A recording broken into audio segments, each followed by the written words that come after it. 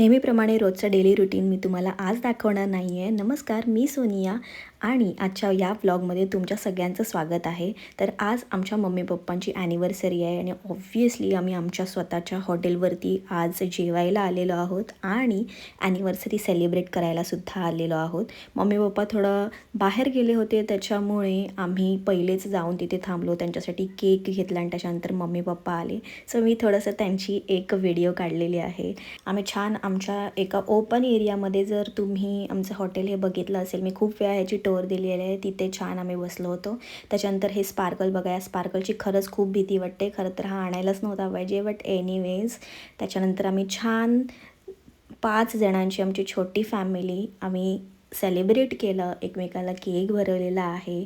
त्यानंतर छान spicy tandoori order केलेली आहे. सँडी पण इकडे आम्हाला नंतर जॉईन झालेला आहे, कारण मध्ये मध्ये त्यालासुद्धा काम करायचं होतं. त्याच्यानंतर आम्ही छान चिकन क्रिस्पी मागवलेली आहे, त्याचे मी व्हिडिओज काढायला विसरली. त्याच्यानंतर छान चिकन हंडी आणि बटर रोटी मी खाल्लेली आहे.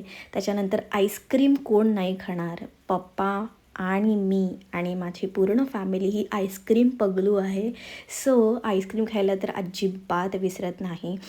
आम्हाला सगळ्यांनाच आमच्या हॉटेलची रात्रीची नाईट वाईब खूप जास्त आवडते, त्याच्यामुळे इथून जायचंच मन करत नाही. खूप छान सुंदर लाईटिंग आणि तिथला एरिया खूप छान वाटतो. आणि एवढी गरमी असताना पण रात्रीचा खूप थंडावा वाटत होता. इथे मी आमच्या लॉनवाल्या एरियामध्ये गेली होती, पण इथे स्क्रीन का बंद होती, कारण दादाने बंद केली होती, कारण खूप रात्र झाली होती आणि मॅच वगैरे संपली होती. अदरवाईज तुम्हाला मी दाखवलं असतं. आणि इथे मी छोटासा एक फिट चेकची व्हिडिओ जर तुम्ही आधीच बघितली असेल.